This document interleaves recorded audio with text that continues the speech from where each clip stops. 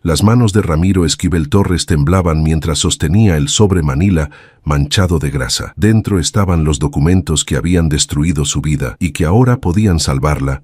Afuera de su humilde taller mecánico, en Nezahualcóyotl, el rugido de un motor de lujo rompió el silencio de aquella mañana gris. No lo sabía aún, pero en 15 minutos, ese BMW blanco que se detenía frente a su puerta cambiaría todo. La mujer que bajó del asiento del pasajero, con su traje de diseñador y sus perlas relucientes, tampoco lo sabía. Pero ambos estaban a punto de descubrir que el pasado nunca muere, solo espera el momento perfecto para cobrar su deuda. Ramiro se levantó antes del amanecer, como todos los días desde hacía ya 2 años. El colchón viejo crujió bajo su peso cuando sus pies tocaron el piso frío de concreto. En la habitación contigua, separada apenas por una cortina raída, dormía Lupita. Su pequeña de 8 años se acercó en silencio, como cada mañana, solo para asegurarse de que su pecho subía y bajaba con normalidad. El corazón enfermo de su hija era una bomba de tiempo que lo atormentaba cada segundo de su existencia. La niña dormía abrazada al oso de peluche que le había regalado su madre, Sofía, antes de morir. Ramiro sintió el nudo familiar en la garganta. Habían pasado 3 años desde que perdió a su esposa, pero el dolor seguía fresco como una herida abierta. Sofía había trabajado hasta el último día de su vida en aquellas malditas fábricas textiles, respirando químicos tóxicos, sacrificándose por unos cuantos pesos que nunca alcanzaban, y al final su cuerpo simplemente se rindió. Cáncer, dijeron los doctores. Exposición prolongada a sustancias industriales, confirmaron después, pero para entonces ya era demasiado tarde. Ramiro preparó café aguado en la pequeña estufa de 2 hornillas. El taller mecánico conectado a su vivienda de 2 cuartos era todo lo que tenía. Las paredes de bloc sin pintar, el techo de lámina que goteaba cuando llovía, las herramientas heredadas de su padre que ya mostraban décadas de uso, pero era suyo, o al menos lo sería cuando terminara de pagar al usurero del barrio los 5,000 pesos que le había prestado el mes anterior para comprar las medicinas de Lupita. Abrió la puerta del taller y el olor a aceite quemado y metal lo recibió como un abrazo familiar. Sobre el escritorio desvencijado, junto a facturas sin pagar y recibos atrasados, estaba el sobre Manila. Lo miraba cada mañana, lo tocaba, lo abría, volvía a leer los documentos que guardaba adentro, como si esperara que las palabras cambiaran mágicamente, pero nunca cambiaban. Seguían siendo la misma verdad brutal que don Heriberto Villalobos le había confiado en su lecho de muerte. Hacía ya 5 años, don Heriberto, el dueño del imperio textil más grande del centro de México, el hombre que había empleado a cientos, tal vez miles de trabajadores a lo largo de 4 décadas, el hombre que había construido su fortuna sobre los hombros rotos de gente como Sofía, y también el hombre que en sus últimas semanas de vida, consumido por el cáncer y el remordimiento, había llamado a Ramiro a su mansión en Las Lomas. Ramiro nunca olvidaría ese día de abril del 2020. Había ido porque don Heriberto insistió en que necesitaba hablar con el esposo de Sofía Méndez. En ese entonces, Sofía aún vivía, aunque ya estaba enferma. Los doctores acababan de confirmar el diagnóstico devastador. Ramiro llegó a aquella casa enorme, intimidado por los jardines perfectos, las fuentes de cantera, los pisos de mármol que brillaban como espejos. Un mayordomo lo condujo a la habitación del moribundo. Don Heriberto estaba en la cama, flaco como un espantapájaros, conectado a máquinas que pitaban constantemente, pero sus ojos aún tenían ese brillo de inteligencia que lo había convertido en un magnate. Le pidió al mayordomo que los dejara solos, y entonces comenzó a hablar. Habló durante casi 2 horas, confesó todo: las violaciones a los derechos laborales, los salarios de miseria, las condiciones insalubres en las fábricas, los químicos prohibidos que usaban porque eran más baratos. Habló de los trabajadores que habían muerto, que habían enfermado, que habían quedado incapacitados. Habló de cómo había sobornado a inspectores, comprado silencios, destruido sindicatos. Y habló de Sofía. Sabía su nombre, sabía que estaba enferma, sabía que moriría pronto. «Lo siento», había dicho el viejo con lágrimas rodando por sus mejillas hundidas. «Lo siento tanto. Pero mis hijos, mi hija Renata, ella no sabe nada. He construido este imperio para ella. Y si supiera la verdad, la destruiría. Es dura en los negocios. Sí, pero tiene un corazón. Tiene conciencia. Entonces le entregó el sobre. Dentro había documentos que probaban todo: contratos falsos, reportes médicos alterados, pagos a funcionarios corruptos, y también había algo más: un testamento antiguo, escrito 20 años atrás, cuando don Heriberto aún tenía algo de conciencia. En ese documento destinaba el 30% de su fortuna a un fondo para las familias de los trabajadores afectados por las condiciones de sus fábricas, pero ese testamento nunca se había ejecutado. Había sido reemplazado por uno nuevo, donde Renata heredaba todo. No puedo hacerlo público ahora, le había dicho don Heriberto con voz quebrada. Destruiría a mi hija, pero usted tiene el derecho de saber la verdad, de usarla si algún día ella necesita saberla. Si algún día puede hacer la diferencia. Ramiro había tomado el sobre con manos temblorosas. Quería gritar, quería golpear a ese hombre moribundo. Quería que Sofía recibiera justicia, pero don Heriberto murió 3 días después, y Ramiro se quedó con el sobre, con la verdad, con el peso de decidir qué hacer con ella. Durante 5 años no hizo nada, guardó los documentos, siguió trabajando, cuidó a Sofía hasta que murió entre sus brazos en agosto del 2020, ahogándose en su propia sangre, su cuerpo destrozado por el cáncer, y después cuidó a Lupita sola, viendo cómo el corazón débil de su pequeña empeoraba cada año. Hacía 6 meses, los doctores del Hospital General le habían dado el veredicto final. Lupita necesitaba cirugía de corazón abierto. Sin ella, no viviría más de 1 año. Con ella, tenía posibilidades reales de vivir una vida normal. El costo, 250,000 pesos para Ramiro, podría haber sido 250 millones. Había intentado todo: préstamos bancarios que le negaron por no tener garantías, préstamos con agiotistas que cobraban intereses que lo ahogarían de por vida, rifas en el barrio que apenas juntaron 10,000 pesos, trabajos extras de madrugada. Vendió todo lo que tenía valor: el televisor, la licuadora, las joyas baratas de Sofía, incluso las herramientas menos esenciales del taller, y aún así apenas había reunido 80,000 pesos en 6 meses. El tiempo se agotaba. Lupita empeoraba, las crisis eran más frecuentes, los labios se le ponían azules cuando jugaba, se cansaba al caminar, lloraba por las noches quejándose de dolor en el pecho, y Ramiro se despertaba empapado en sudor. Aterrado de encontrarla sin vida una de esas mañanas, había considerado usar los documentos del sobre, ir con un abogado, demandar a la familia Villalobos, exigir compensación, pero sabía cómo funcionaba el sistema. Él era un mecánico pobre de Nesa.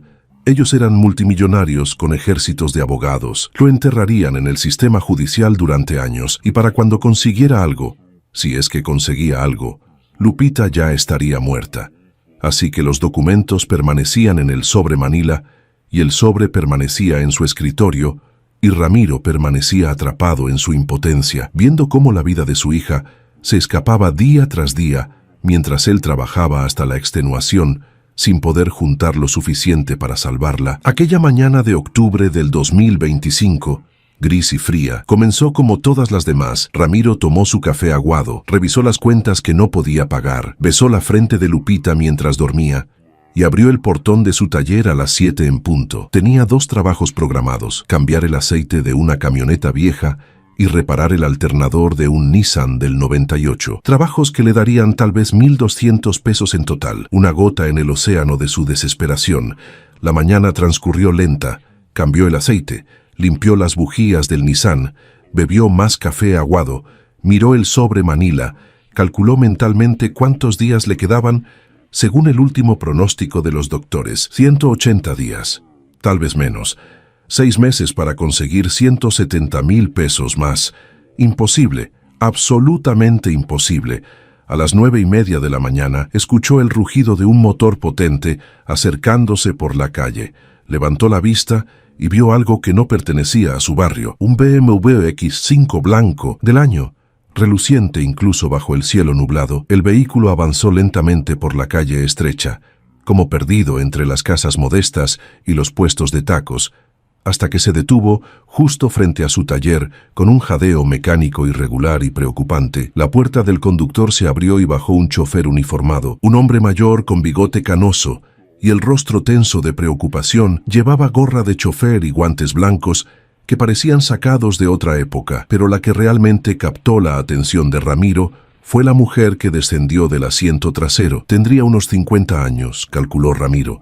aunque se veía más joven gracias al maquillaje impecable y el cuidado evidente de quien tiene acceso a los mejores tratamientos de belleza. Llevaba un traje sastre color crema que probablemente costaba más que todo lo que Ramiro poseía. Un collar de perlas auténticas brillaba en su cuello, capturando incluso la escasa luz del día nublado. Su cabello castaño, con mechas doradas, estaba peinado con esa perfección que solo se consigue en salones caros de Polanco o Santa Fe. Incluso sus zapatos de tacón alto, ahora manchándose en el pavimento sucio de la calle, gritaban dinero y exclusividad. La mujer miró alrededor con una mezcla evidente de disgusto y desconcierto, como si hubiera aterrizado en otro planeta. Sus ojos recorrieron las casas de bloc sin pintar, los cables eléctricos colgando peligrosamente, los perros callejeros que dormitaban en las esquinas, los niños descalzos que jugaban con una pelota desinflada.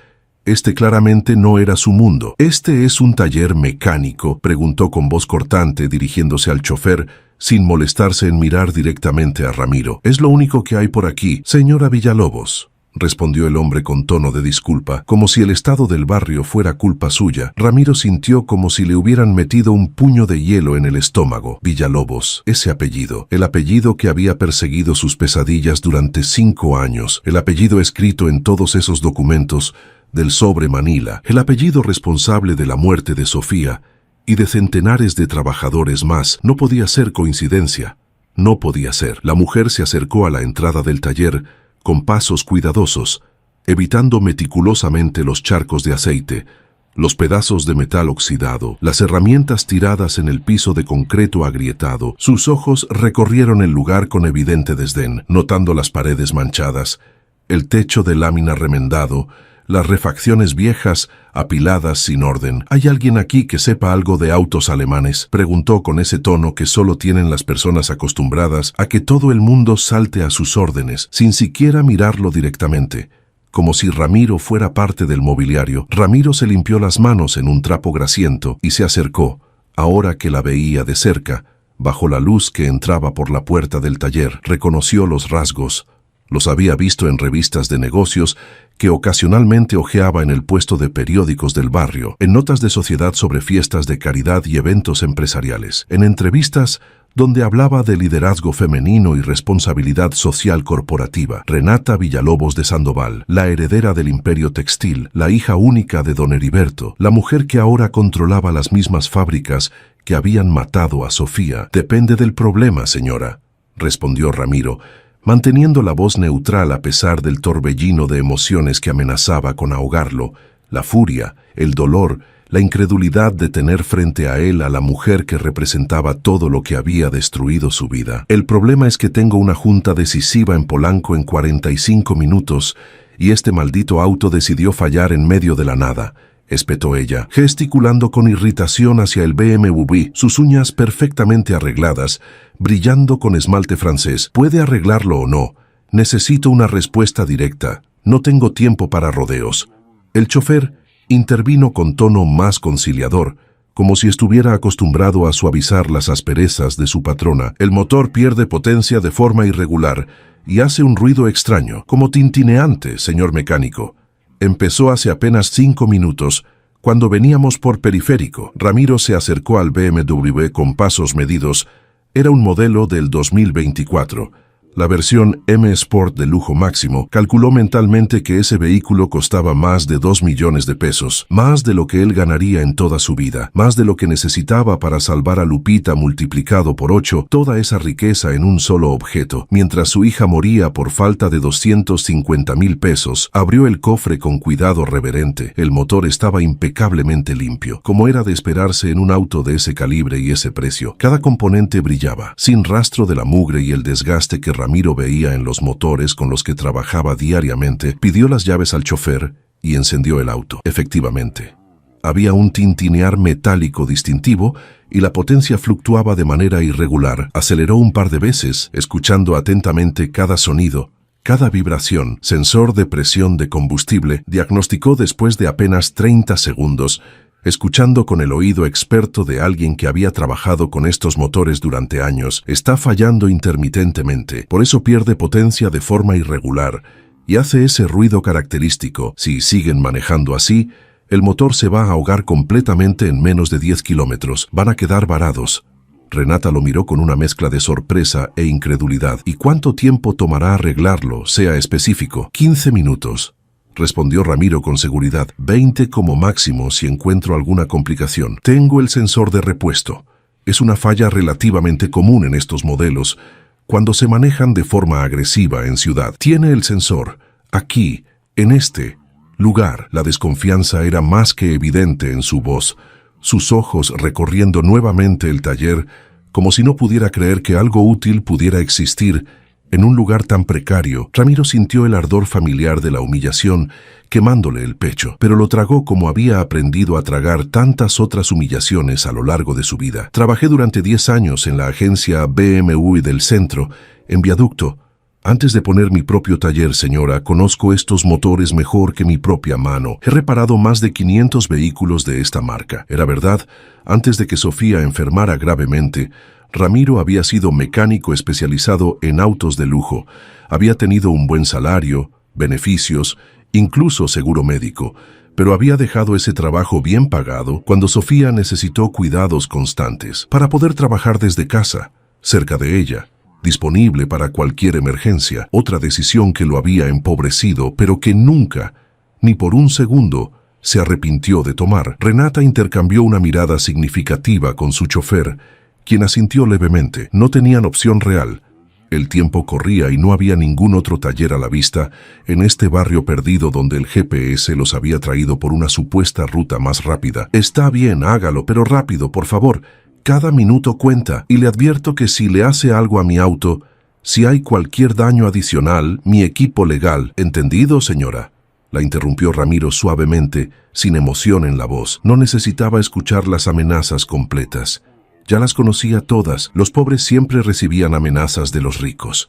Era la forma en que el mundo funcionaba. Mientras el chofer movía cuidadosamente el BMW dentro del taller, Ramiro fue a buscar el sensor en su inventario de refacciones. Sus manos temblaban ligeramente mientras revolvía entre las cajas. Renata Villalobos, aquí en su taller, la hija del hombre que había destruido a su esposa, la mujer que había heredado millones construidos literalmente sobre los cadáveres de trabajadores como Sofía, la mujer que probablemente dormía en sábanas de seda sin saber que su fortuna estaba manchada de sangre y ahora él tenía que arreglar su auto. Tenía que ayudarla a llegar a su junta millonaria, mientras su propia hija se moría por falta de dinero. La ironía era tan cruel que casi se rió. Casi. Ramiro volvió con el sensor nuevo y su caja de herramientas. Renata se había quedado junto al auto, supervisando cada movimiento con ojos de halcón, claramente incómoda en ese ambiente que le era completamente ajeno. Se había quitado el saco del traje y lo sostenía doblado sobre el brazo, como si temiera que se ensuciara con solo tocarse el aire del taller. Revisaba su reloj de oro cada 30 segundos, hacía llamadas breves y tensas, con un iPhone que probablemente costaba lo que Ramiro ganaba en 6 meses de trabajo duro. Sí, Carlos, voy retrasada. Ya no fue mi culpa. El auto tuvo un problema mecánico. Estoy en un taller en... Dios, ni siquiera sé dónde estoy exactamente. Nezahualcóyotl, creo. No canceles nada. Llegaré. Diles que empiecen sin mí si es necesario, pero que no tomen ninguna decisión final hasta que yo esté ahí. Ramiro se puso sus guantes de trabajo y comenzó. Sus manos se movían con la precisión y seguridad de décadas de experiencia. Desconectó la batería primero, protocolo estándar de seguridad. Luego localizó el sensor defectuoso bajo el sistema de inyección, accesible pero en una posición incómoda, que requería manos experimentadas mientras trabajaba. Podía sentir la mirada impaciente e incrédula de Renata sobre él, juzgando cada movimiento, cada segundo que pasaba. ¿Cuánto tiempo lleva con este taller?, preguntó ella de repente, probablemente más por ansiedad y necesidad de llenar el silencio incómodo que por interés genuino en su vida. 12 años, respondió Ramiro sin levantar la vista del motor, concentrado en desconectar los cables del sensor con cuidado para no dañar nada. ¿Y le va bien? La pregunta salió con cierta torpeza, como si ella misma se diera cuenta de lo absurda que sonaba, dadas las evidentes circunstancias del lugar. La pregunta era tan absurdamente desconectada de la realidad que Ramiro casi se rió. Si le iba bien, mirando alrededor de su taller destartalado, con el techo que goteaba, las paredes sin pintar, las herramientas oxidadas, si le iba bien cuando estaba desesperado, tratando de juntar dinero para salvar a su hija moribunda, pero se contuvo. No era momento para sarcasmos. Sobrevivo. Señora, eso es todo lo que puedo decir. Sobrevivo. Silencio incómodo. Ramiro removió el sensor viejo con cuidado. Estaba completamente quemado, como esperaba. Los contactos estaban ennegrecidos, el plástico derretido en algunos puntos. Un sensor que probablemente costaba 500 pesos, pero que en la agencia cobrarían 5,000 por cambiarlo. Comenzó a instalar el nuevo, ajustando cada conexión con el cuidado meticuloso que caracterizaba su trabajo. Este auto, comenzó Ramiro de repente, sorprendiéndose a sí mismo al hablar, rompiendo el silencio con palabras que no había planeado decir. Es modelo 2024, configuración M Sport, pero el motor tiene especificaciones únicas. Es la versión especial que BMW hizo exclusivamente para el mercado mexicano. Motor de 6 cilindros en línea con turbo doble. ¿Lo sabía? No. No tenía idea de esos detalles técnicos. Mi esposo lo compró el año pasado. Él es quien entiende de autos. Es interesante porque este mismo modelo, con esta misma configuración casi idéntica, existió hace años. En 2003, para ser exactos, BMW hizo una edición limitada especial. Solo fabricaron 200 unidades para todo México. Eran casi imposibles de conseguir. Mi esposa, Ramiro, hizo una pausa, sintiendo el dolor familiar en el pecho. Ella trabajaba en la fábrica textil Villalobos cuando salió ese modelo. Recuerdo perfectamente que el dueño de la fábrica, don Heriberto Villalobos, tenía uno exactamente igual, blanco perlado, con interiores en color caramelo. Como este, lo estacionaba en la entrada de la fábrica algunos días. Los trabajadores lo veíamos y pensábamos que era del otro mundo. Sintió más que vio cómo Renata se tensaba completamente. El aire en el taller pareció volverse más denso, más pesado cuando ella habló. Su voz había perdido todo rastro de impaciencia, reemplazada por una cautela casi palpable. ¿Conoció usted a mi padre?, preguntó con voz cuidadosa, midiendo cada palabra. Sí, señora, lo conocí. Ramiro siguió trabajando, sus manos firmes, aunque su corazón latía como tambor de guerra. Su esposa, Sofía Méndez, trabajó en sus fábricas durante 15 años, desde que tenía 20 años hasta que cumplió 35, cuando murió de cáncer. El silencio que siguió fue denso, pesado, casi sofocante. Ramiro podía escuchar su propia respiración, los latidos de su corazón, el zumbido distante de la calle. Terminó de conectar el sensor nuevo y comenzó a asegurar las conexiones con los tornillos especiales. Podía sentir los ojos de Renata literalmente clavados en su espalda, quemándole la piel. Lo siento mucho por su pérdida, dijo ella finalmente, después de lo que pareció una eternidad, con un tono que sugería incomodidad profunda, más que empatía genuina. Era el tipo de condolencia automática que la gente rica da sin pensar realmente en lo que significa.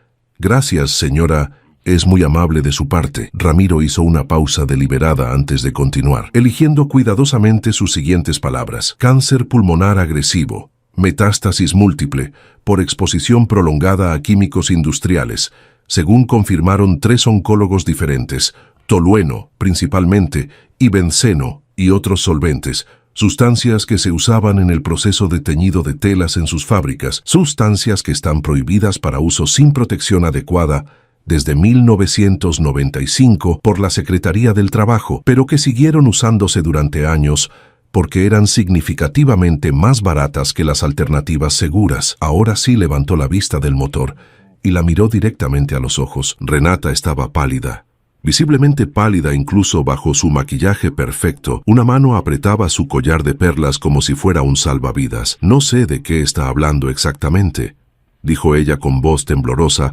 tratando de mantener la compostura. Las fábricas de mi familia siempre han cumplido con todas las normas de seguridad industrial. Tenemos certificaciones, auditorías anuales, todo está. Su padre vino a verme, la interrumpió Ramiro, su voz tranquila pero absolutamente firme, dejando cada palabra caer como una piedra. 3 semanas antes de morir, en abril del 2020, me pidió específicamente que fuera a su casa en Las Lomas. Me lo contó todo, señora Villalobos. Absolutamente todo, cada detalle de lo que realmente pasaba en esas fábricas. Renata dio un paso atrás involuntario, como si las palabras fueran golpes físicos. Su rostro reflejaba una mezcla caótica de emociones, sorpresa, miedo, incredulidad, ira. Eso es completamente imposible. Mi padre nunca habría...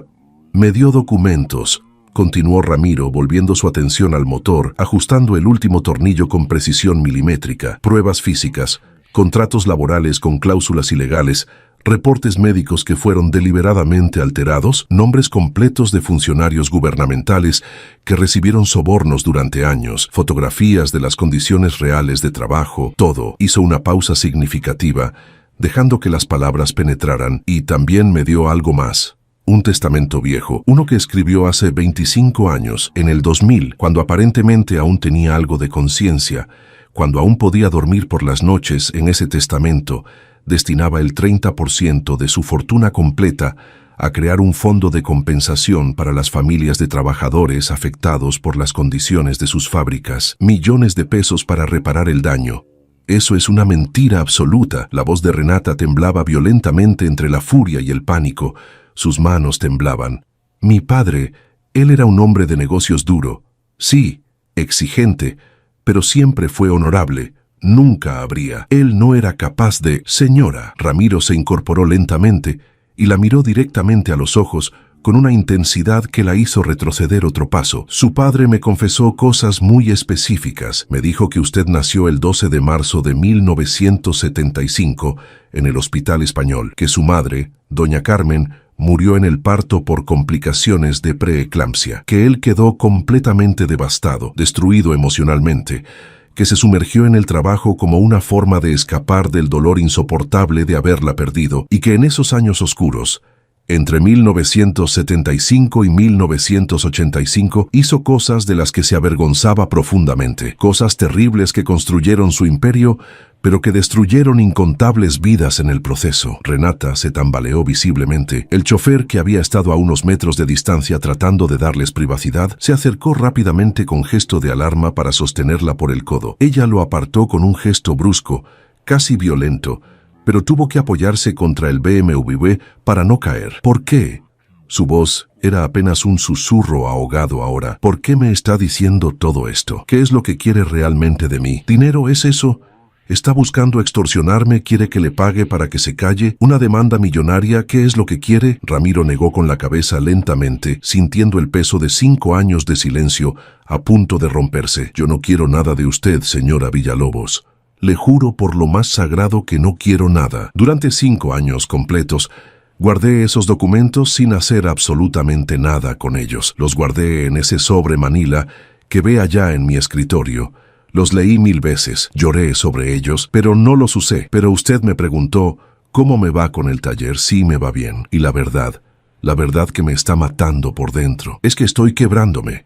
Me estoy ahogando en deudas. Tengo una hija de 8 años, se llama Lupita, y tiene exactamente el mismo problema congénito del corazón que su padre tenía. Vio como los ojos de Renata se abrieron con sorpresa absoluta, como si hubiera recibido una descarga eléctrica. ¿Cómo sabe usted que mi padre tenía un problema cardíaco congénito? Eso nunca fue público, nunca salió en ningún medio, porque me lo dijo él mismo, señora, en una de esas largas conversaciones de casi 2 horas que tuvimos en su habitación. Me dijo que había nacido con una válvula cardíaca defectuosa, una malformación congénita, que le hicieron una cirugía de corazón abierto cuando tenía exactamente 50 años, en el 2000, que sin esa cirugía hubiera muerto mucho antes.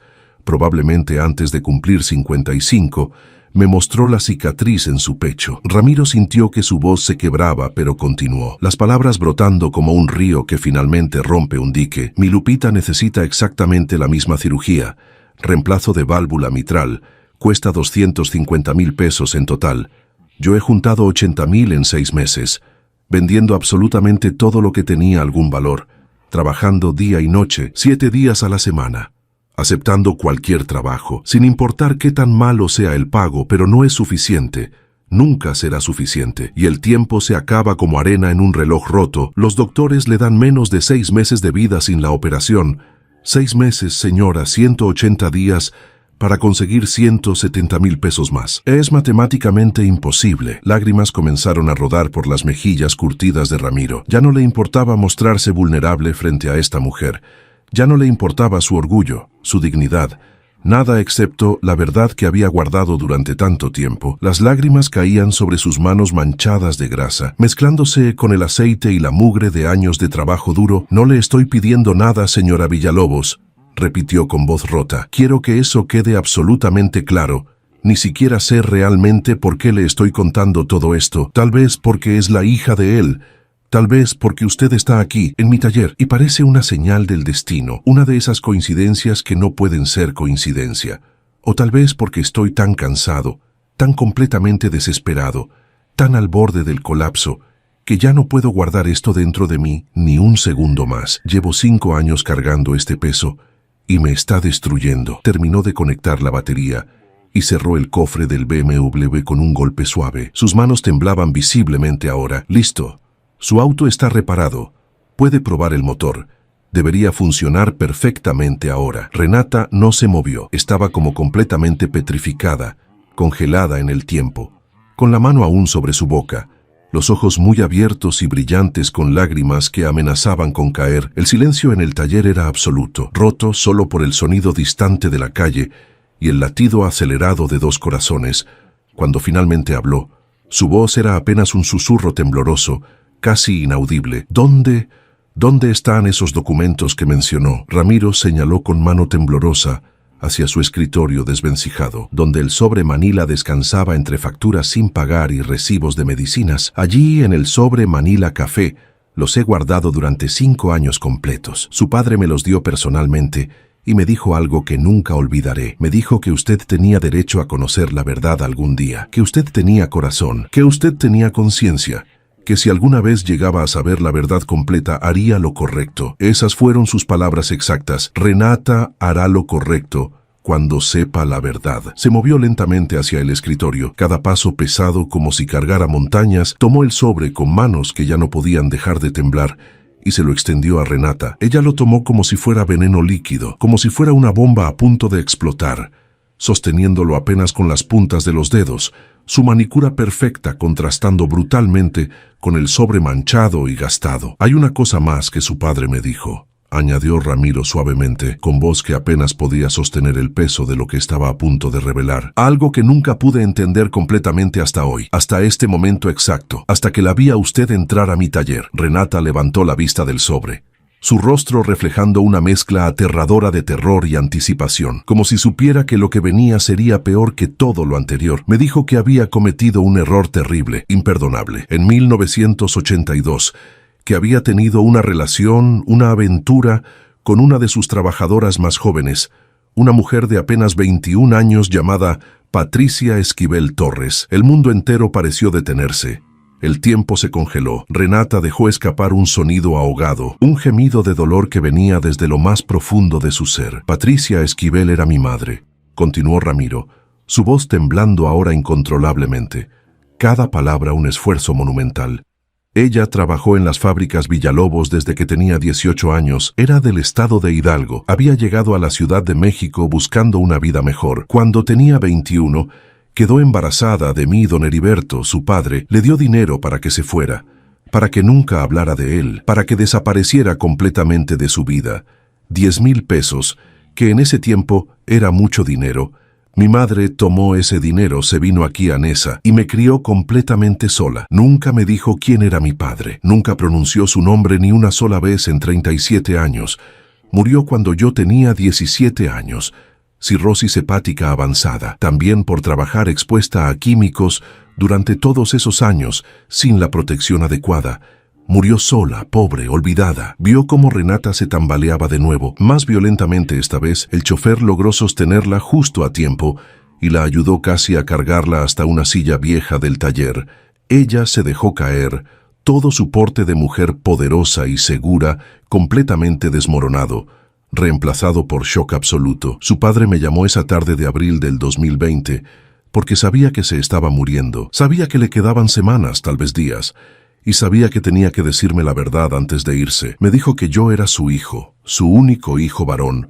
Me dijo que había sido un cobarde imperdonable, que había abandonado a mi madre cuando más me necesitaba, que me había condenado a una vida de pobreza, ya crecer sin padre, sin oportunidades, mientras su hija legítima, usted, Crecía en mansiones y viajaba por todo el mundo, asistía a las mejores escuelas, tenía todo lo que el dinero puede comprar, me pidió perdón, lloró como un niño pidiendo perdón, y me entregó esos documentos, esa verdad terrible, porque sabía que no tenía ningún derecho moral a pedirme que no los usara. Pero esperaba que algún día usted y yo pudiéramos. No pudo terminar la frase. Las lágrimas lo ahogaban completamente. 30 años de dolor acumulado, 30 años de abandono, 30 años de injusticia, 3 años desde la muerte de Sofía. Todo salía de él como un torrente imparable, como un volcán que finalmente hace erupción. Después de décadas de presión acumulada, Renata había abierto el sobre con manos que temblaban tanto que apenas podía sostenerlo.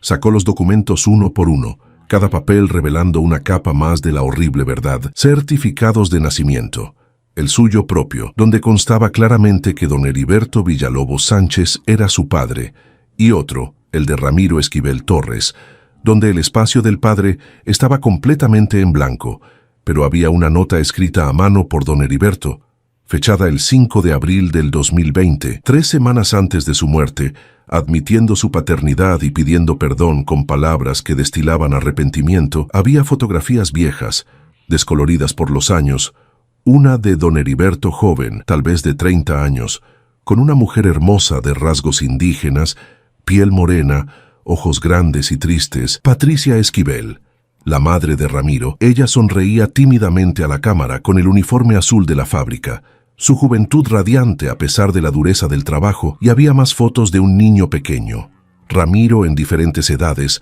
que don Heriberto aparentemente había seguido de lejos durante años, sin nunca acercarse, sin nunca asumir su responsabilidad como padre. «Dios mío», susurró Renata, su voz completamente rota. «Dios mío, es verdad. Todo es verdad, todo». Siguió revisando con manos temblorosas.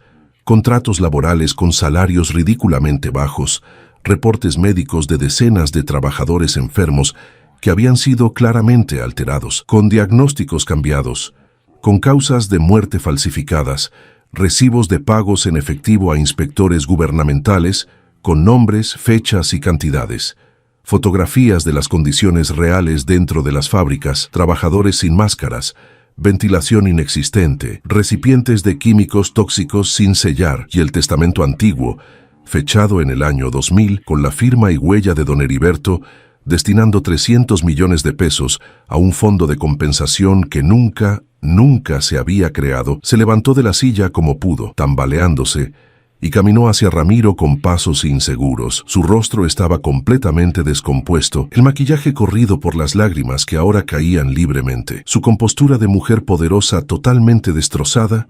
Ya no era la empresaria fría y distante, era solo una mujer confrontando la verdad más horrible de su vida. «Yo no sabía», dijo con voz completamente rota, sollozando abiertamente. «Te juro por Dios, te juro por todo lo sagrado que no sabía nada de esto, nada, mi padre.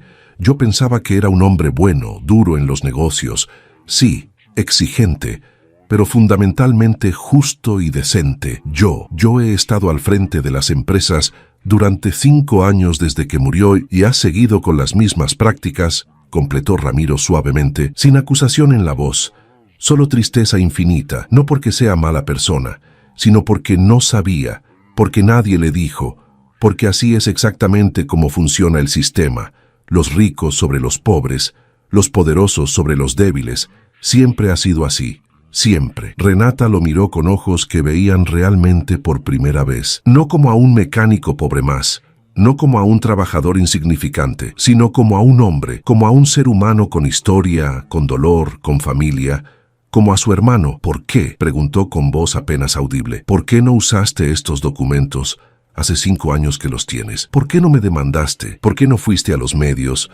¿Por qué no destruiste a mi familia como nosotros destruimos la tuya? Tenías todo el derecho, tenías todas las razones del mundo, porque su padre, nuestro padre». Ramiro tuvo que hacer una pausa para controlar su voz. «Me pidió que le diera una oportunidad a usted. Dijo que usted tenía un buen corazón, aunque lo hubiera endurecido en los negocios, que solo necesitaba saber la verdad completa para actuar correctamente». Sonrió con tristeza amarga. «Y porque yo estaba ocupado enterrando a mi esposa, ocupado tratando de mantener viva a mi hija moribunda, ocupado sobreviviendo día a día, no tuve tiempo ni energía, ni recursos para venganzas elaboradas. El silencio que siguió fue interrumpido abruptamente por un sonido que heló completamente la sangre de Ramiro.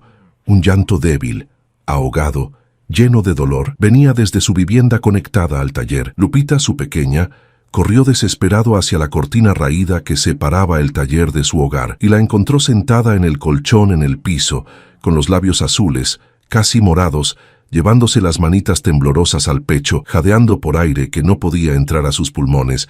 «Papá, me duele mucho. No puedo respirar bien». Ramiro la cargó con cuidado extremo, sintiendo cómo el cuerpecito frágil de su hija temblaba incontrolablemente. El corazón de Lupita latía erráticamente, tan fuerte que podía sentirlo contra su propio pecho. Renata había entrado inmediatamente detrás de él, seguida por el chofer, y ahora observaba la escena con una expresión de horror absoluto que transformó completamente su rostro. La habitación miserable en toda su crudeza, las paredes de bloc sin pintar, el colchón viejo directamente en el piso de concreto, la ropa colgada en alambres, los frascos de medicinas en una mesa improvisada, la niña enferma luchando desesperadamente por cada respiración. ¿Tienes su medicamento de emergencia?, preguntó Renata con urgencia genuina, toda su arrogancia y distancia anterior completamente evaporadas, reemplazadas por algo que parecía compasión real. Ramiro señaló con mano temblorosa hacia una mesa pequeña donde había varios frascos de medicamentos, algunos casi vacíos. Renata los tomó rápidamente, leyó las etiquetas con ojos expertos y administró las dosis correctas con una eficiencia y conocimiento que sugería experiencia médica o al menos familiaridad con procedimientos de emergencia: nitroglicerina sublingual, furosemida, captopril. Lentamente, después de minutos que parecieron horas eternas, Lupita comenzó a respirar un poco mejor. Sus labios recuperaron algo de color, pasando del azul mortal a un rosa pálido. «Hola, pequeña», dijo Renata suavemente, arrodillándose junto al colchón y acariciando con ternura infinita el cabello negro y húmedo de sudor de la niña. Soy una amiga de tu papá. ¿Cómo te llamas?» «Lupita», susurró la niña con voz débil, mirándola con ojos grandes llenos de curiosidad infantil. «¿Eres una princesa de verdad? Te ves exactamente como las princesas que salen en la tele. Tienes ropa bonita y un collar brillante». Renata soltó una risa que era mitad carcajada y mitad sollozo profundo. Las lágrimas seguían corriendo por su rostro, arruinando lo que quedaba de su maquillaje. «No, mi amor, no soy una princesa. Para nada. Solo soy alguien que debió haber llegado aquí hace muchísimo tiempo. Alguien que llegó demasiado tarde, pero que está aquí ahora». Miró a Ramiro con una intensidad y determinación que él nunca había visto en nadie. Sus ojos, a pesar de las lágrimas, ardían con una resolución férrea. «¿Cuándo necesita la cirugía? Dame detalles específicos, lo antes posible. Cada día que pasa sin operarse es un riesgo mayor. Los doctores dicen que cualquier día puede tener un paro cardíaco que ya no podamos revertir». «¿Qué hospital? ¿Con qué médicos?» «El Hospital General tienen un programa especial para niños sin recursos económicos, pero la lista de espera es de meses, tal vez hasta un año, y obviamente no tenemos ese tiempo para cuando llegue su turno». «No». La voz de Renata era absolutamente firme ahora, transformada completamente, cargada con la autoridad de alguien acostumbrado a tomar decisiones importantes. «No va a esperar ni un día más. La llevaremos inmediatamente al Hospital Ángeles del Pedregal. Los mejores cardiólogos pediátricos de todo el país están ahí. Conozco personalmente al director del Departamento de Cardiología Infantil. La operarán esta misma semana, en 5 días como máximo, y yo pagaré absolutamente todo. Todo, hasta el último peso». «Señora, por favor, yo no le estoy pidiendo», comenzó Ramiro, su orgullo luchando contra su desesperación. «Lo sé perfectamente. Por eso exactamente lo voy a hacer, porque no me lo estás pidiendo, porque tienes todo el derecho de pedírmelo y no lo haces». Renata se puso de pie, sacó su teléfono celular y comenzó a hacer llamadas con una eficiencia y determinación que revelaban años de manejar situaciones de crisis. En cuestión de menos de 10 minutos había contactado al director del Hospital Ángeles. Había hablado directamente con el doctor Mauricio Ramírez, el mejor cardiólogo pediátrico del país. Había ordenado que su chofer personal trajera su Mercedes del estacionamiento de su oficina, porque el BMW se quedaría en el taller para revisión completa. Cuando terminó con las llamadas, Se volvió hacia Ramiro con una expresión que mezclaba determinación absoluta con dolor profundo. Vamos a arreglar esto todo, absolutamente todo. La cirugía de Lupita es apenas el comienzo, el primer paso. Voy a crear el fondo que mi padre prometió hace 25 años. Voy a compensar económicamente a todas las familias afectadas por las condiciones de trabajo en nuestras fábricas. Voy a reformar completamente, desde cero, todas las condiciones laborales y voy a hacer público todo esto, la verdad completa y sin filtros. Todo. ¿Estás completamente segura?, preguntó Ramiro, usando el tuteo por primera vez, sintiendo el cambio fundamental en su relación. Esto va a destruir completamente la imagen pública de tu familia, de las empresas, de todo lo que tu padre construyó. Que se destruya, entonces. Su voz no temblaba ni un poco. Si todo está construido sobre mentiras, sobre explotación, sobre sufrimiento de gente inocente, entonces merece ser completamente destruido y reconstruido correctamente. Tengo una junta importantísima en Polanco miró su reloj de oro, en exactamente 10 minutos. Era para cerrar una fusión millonaria que nos habría hecho aún más ricos, que habría duplicado el tamaño del imperio. Voy a cancelarla ahora mismo, porque tengo cosas infinitamente más importantes que hacer. Tengo que conocer correctamente a mi sobrina, tengo que conocer realmente a mi hermano, y tengo que empezar inmediatamente a compensar décadas, casi medio siglo, de daño sistemático. Ramiro sintió que las piernas le fallaban por completo. Todo era demasiado. La revelación, la emoción, la esperanza repentina después de meses de desesperación. Renata lo sostuvo con fuerza sorprendente. Y en ese abrazo torpe, manchado de grasa de motor y lágrimas de dolor compartido, dos mundos completamente opuestos, construidos sobre lados diferentes de una injusticia histórica, colisionaron y comenzaron finalmente a fusionarse en algo nuevo. En las semanas que siguieron a ese encuentro que cambió todo, el mundo de Ramiro se transformó de formas que nunca, ni en sus sueños más optimistas, había imaginado posibles. Lupita fue admitida inmediatamente en el Hospital Ángeles del Pedregal. Los estudios preoperatorios se realizaron en 3 días. El doctor Mauricio Ramírez, con 30 años de experiencia y más de 500 cirugías cardíacas infantiles exitosas, personalmente dirigió el equipo quirúrgico. La operación se realizó exactamente 5 días después de que el BMW blanco se descompusiera frente al taller de Ramiro. La cirugía duró 6 horas y 40 minutos. 6 horas en las que Ramiro estuvo en la sala de espera sin poder comer, sin poder pensar en otra cosa, rezándole a un Dios en el que había dejado de creer cuando Sofía murió. Renata estuvo con él cada segundo, no en una sala VIP separada, no manejando negocios por teléfono, sino ahí, a su lado, sosteniendo su mano, compartiendo su terror. Cuando el doctor Ramírez finalmente salió, aún con el uniforme quirúrgico verde, Ramiro no podía ni respirar. La cirugía fue un éxito completo, dijo el doctor con una sonrisa cansada pero genuina. Reemplazamos la válvula mitral defectuosa. Su corazón está respondiendo perfectamente. Es una niña muy fuerte.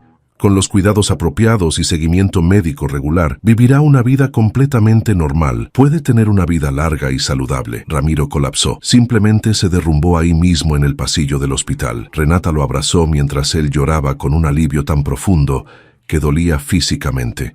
5 años de dolor, 6 meses de desesperación absoluta. Y finalmente su hija viviría. Mientras Lupita se recuperaba durante las 3 semanas que permaneció hospitalizada, Renata comenzó metódicamente a cumplir todas sus promesas. Contrató a los mejores abogados laboralistas del país, no para defender a la empresa de demandas, sino para investigar exhaustivamente todas las irregularidades cometidas durante décadas. Contrató auditores externos independientes, contrató investigadores privados. Les dio acceso completo a todos los archivos de la empresa, sin restricciones. Los resultados fueron absolutamente devastadores. Durante casi 40 años, desde 1985 hasta el 2022, las fábricas Villalobos habían violado sistemática y deliberadamente prácticamente todas las normas laborales existentes. Habían expuesto a miles de trabajadores a sustancias tóxicas sin protección adecuada. Habían pagado salarios muy por debajo del mínimo legal. Habían falsificado reportes de accidentes. Habían sobornado a más de 50 funcionarios gubernamentales diferentes a lo largo de 4 décadas. El reporte completo tenía más de 1.200 páginas. Era una documentación exhaustiva de explotación sistemática. Renata hizo público absolutamente todo. Convocó a una conferencia de prensa que sacudió violentamente al país entero, frente a cámaras de todos los medios nacionales e internacionales, con Ramiro sentado a su lado, como su hermano reconocido públicamente. Presentó el reporte completo. Admitió sin excusas ni atenuantes todas las culpas históricas de su familia y anunció la creación inmediata del Fondo de Justicia Laboral Patricia Esquivel Villalobos. Nombrado en honor a la madre de Ramiro, la mujer que su padre había abandonado, el fondo comenzaría con 500 millones de pesos inmediatos, exactamente el 30% de la fortuna total de la familia que don Heriberto había prometido 25 años atrás. Todos los trabajadores o familias de trabajadores que pudieran demostrar haber sido afectados por las condiciones laborales de las fábricas Villalobos recibirían compensación económica justa, atención médica completa de por vida y apoyo educativo para sus hijos. El escándalo fue absolutamente monumental. Los medios lo cubrieron durante semanas. Algunos miembros distantes de la familia Villalobos, primos y tíos que tenían acciones minoritarias en las empresas, intentaron demandar a Renata por difamación del apellido familiar. Por destrucción deliberada del valor de las acciones, socios comerciales históricos se alejaron inmediatamente, cancelando contratos millonarios. Las acciones de la empresa cayeron un 62% en menos de un mes. Clientes corporativos importantes cancelaron pedidos, pero Renata no retrocedió ni un milímetro. Con Ramiro a su lado, ahora reconocido públicamente no solo como su hermano, sino como vicepresidente del nuevo Fondo de Justicia, enfrentó cada ataque con dignidad absoluta y determinación inquebrantable. En entrevistas, repitió incansablemente el mismo mensaje: preferimos ser una empresa más pequeña pero honesta que un imperio construido sobre sufrimiento humano. Las fábricas fueron completamente reformadas desde cero. Se implementaron protocolos de seguridad que excedían incluso los estándares internacionales. Los salarios se triplicaron para todos los trabajadores de nivel base. Se establecieron contratos justos con beneficios completos. Se instalaron sistemas de ventilación de última generación. Se reemplazaron todos los químicos tóxicos con alternativas seguras, aunque fueran significativamente más caras. Se creó un sindicato independiente con poder real de negociación. Muchos trabajadores antiguos fueron localizados y compensados generosamente por años de abusos. Algunas familias que habían perdido seres queridos por enfermedades directamente relacionadas con el trabajo recibieron sumas de varios millones de pesos. Se estableció un programa de becas universitarias completas para los hijos de todos los trabajadores actuales y pasados. El taller mecánico de Ramiro en Nesa no cerró. Al contrario, Renata invirtió 5 millones de pesos en su transformación completa. Se construyó un edificio nuevo de 3 pisos en el mismo terreno. Se convirtió en el Centro de Capacitación Técnica Sofía Méndez.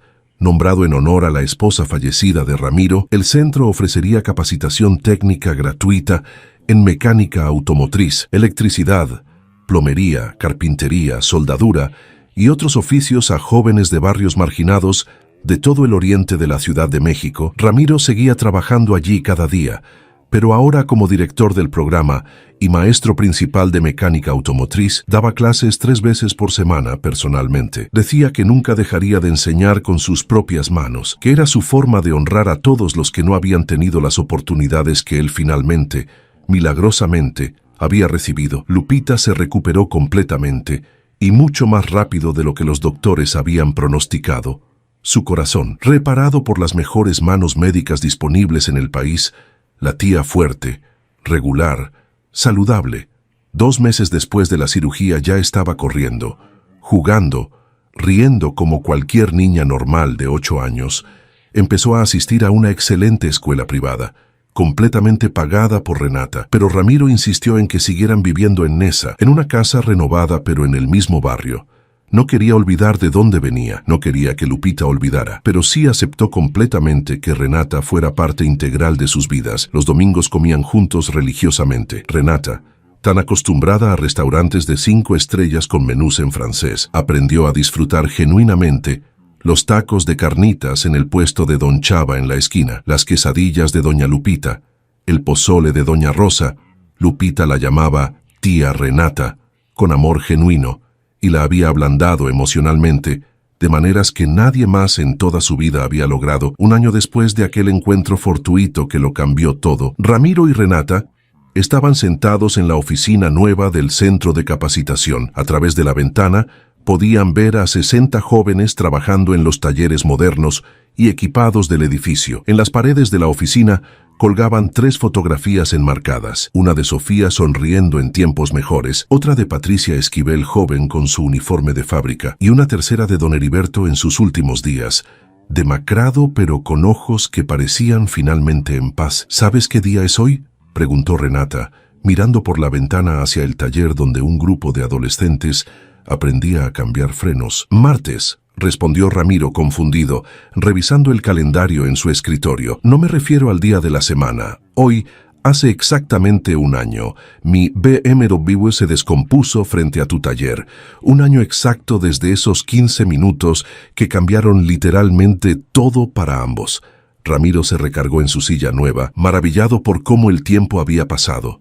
Había estado tan ocupado viviendo la nueva vida, procesando todos los cambios, que casi había olvidado el momento exacto en que todo comenzó. 15 minutos, murmuró con asombro. Es absolutamente increíble cuánto puede cambiar toda una vida. ¿Cuántas vidas pueden cambiar en tan poco tiempo cuando la verdad finalmente se dice en voz alta? He estado pensando seriamente, dijo Renata, girando en su silla para mirarlo directamente, en escribir un libro completo, contando toda la historia desde el principio, la de papá, la tuya, la mía, la de mamá, la de Patricia, los errores terribles, la explotación, la redención, todo sin censura, para que otros empresarios, otras familias poderosas, vean con ejemplos concretos que es posible elegir diferente, que es posible cambiar. ¿Y qué título le pondrías a ese libro? Renata sonrió con una mezcla de tristeza y esperanza. 15 minutos, simple, directo, verdadero, porque eso es exactamente lo que tomó.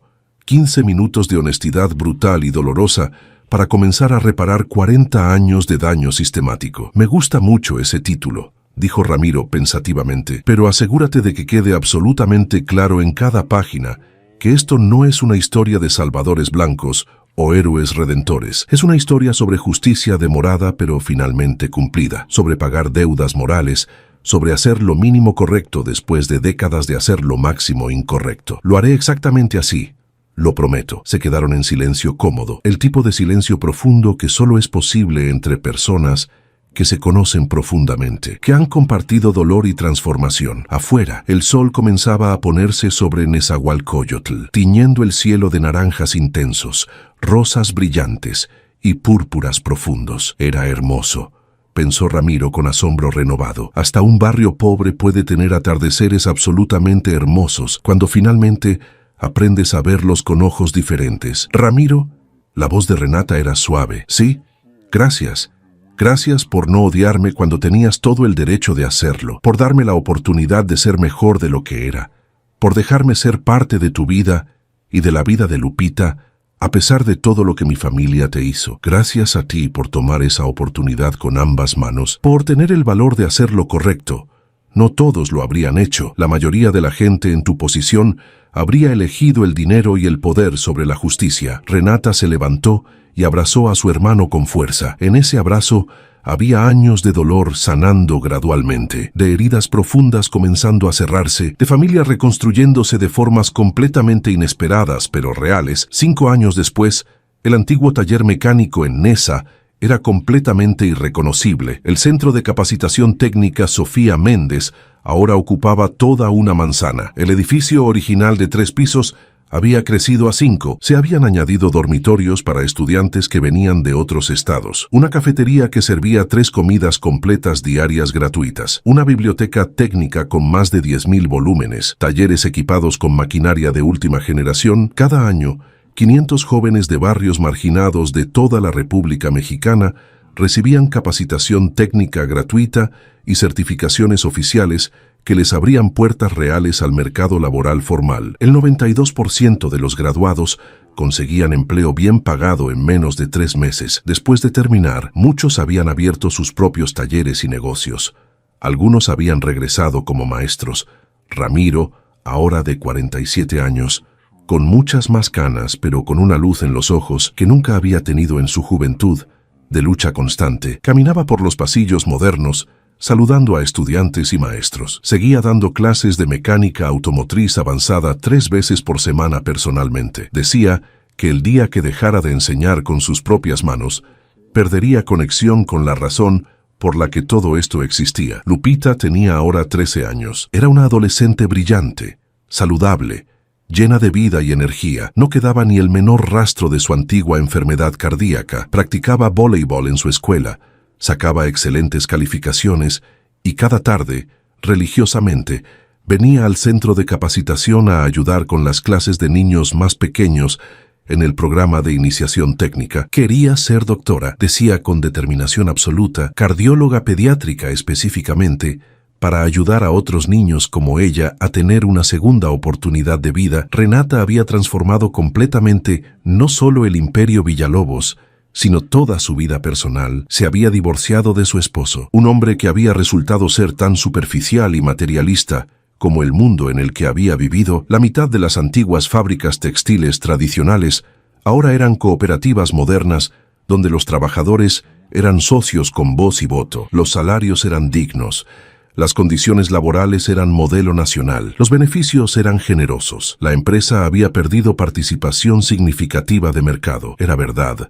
Las acciones nunca recuperaron su valor anterior. Muchos inversionistas se fueron, pero había ganado algo infinitamente más valioso: respeto genuino, legitimidad moral y trabajadores leales que defendían a la empresa porque sabían que ahora los trataba como seres humanos. El Fondo de Justicia Laboral Patricia Esquivel Villalobos se había convertido en una de las fundaciones más importantes y respetadas de todo México. Había compensado económicamente a más de 2.300 familias afectadas por abusos laborales, no solo de las empresas Villalobos, sino de toda la industria textil nacional. Había financiado más de 500 cirugías y tratamientos médicos. Había otorgado más de 800 becas universitarias completas. Había provocado 3 reformas legales importantes en materia de seguridad laboral a nivel nacional.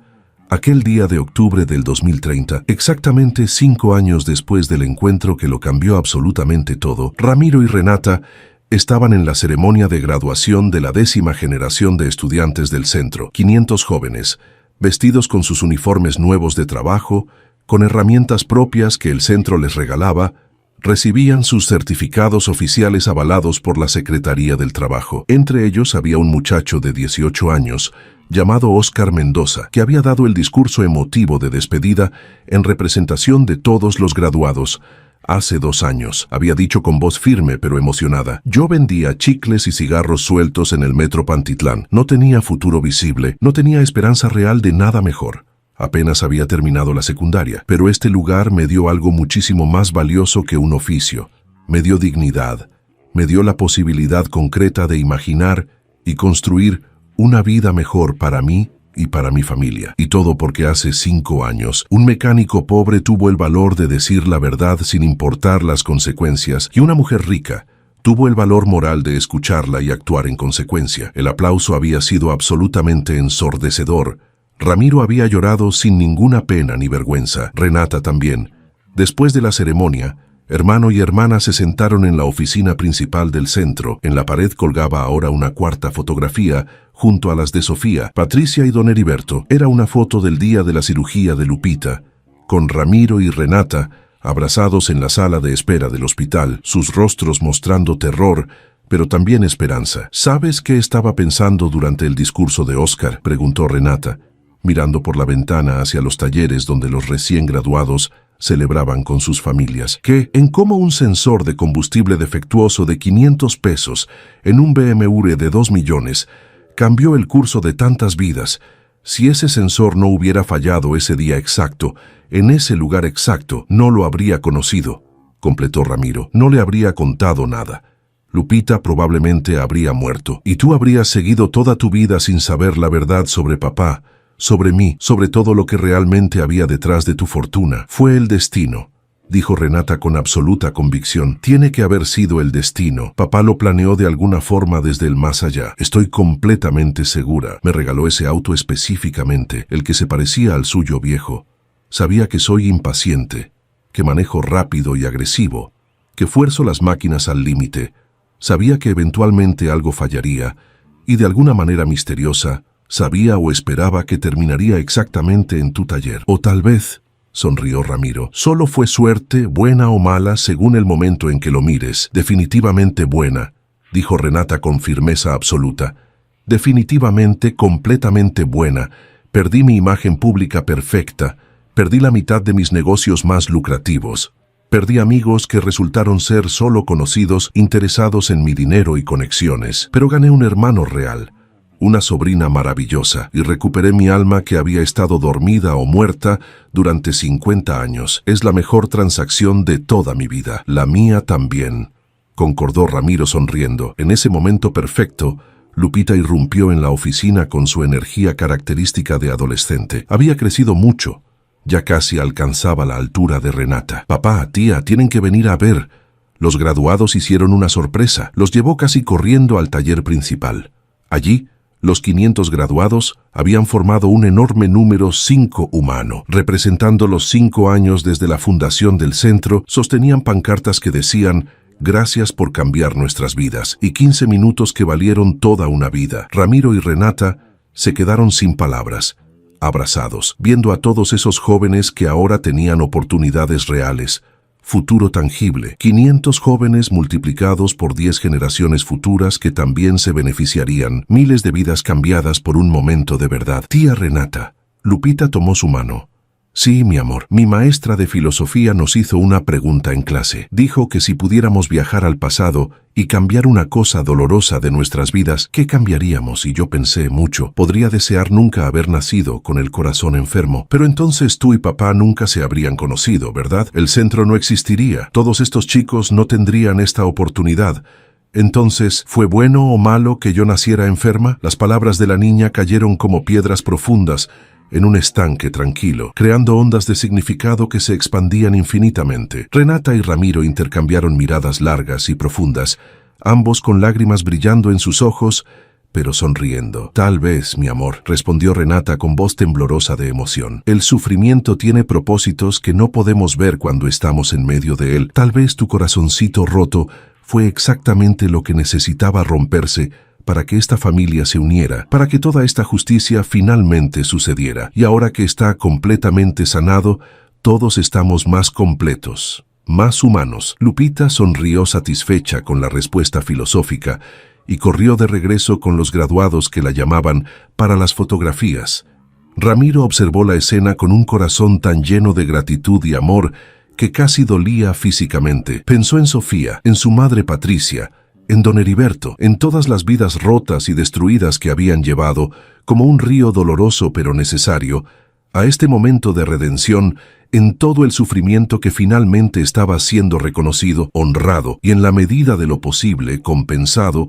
Pensó en ese BMW blanco que se había descompuesto frente a su taller hace exactamente 5 años, en esos 15 minutos de concierto que habían revelado 5 décadas de secretos enterrados, en cómo la verdad, por más dolorosa y destructiva que sea inicialmente, siempre, eventualmente, encuentra la manera de salir a la luz si hay personas valientes dispuestas a decirla y escucharla. Gracias, susurró Ramiro. No sabía bien a quién.